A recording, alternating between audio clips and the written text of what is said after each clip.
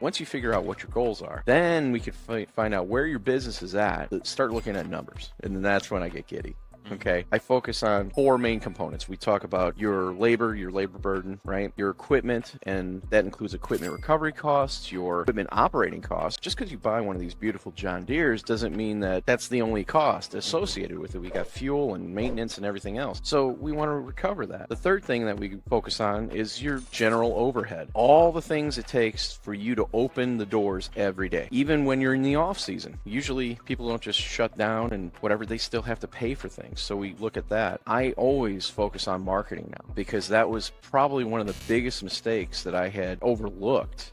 Because we could buy all the equipment, we could buy shops, we could buy all these things, but the lifeblood of our business is sales, and we need accounts, and we need a volume of it. We can't just have 10 accounts and think we're doing great, because it won't pay for everything. If you're doing that, then it's a hobby, not a real business. So when we start looking at that, we combine all of those things. We do the labor, we do our equipment, we do our overhead, and we do our marketing. We can compile all that into one big bundle, and that's when I come in and I can do the magic and find out what your break even is. And then according to your goals, that's when we could go ahead and say, all right, based on this is how I'm going to make some suggestions on what margin you should be at, because I don't want people shooting way low.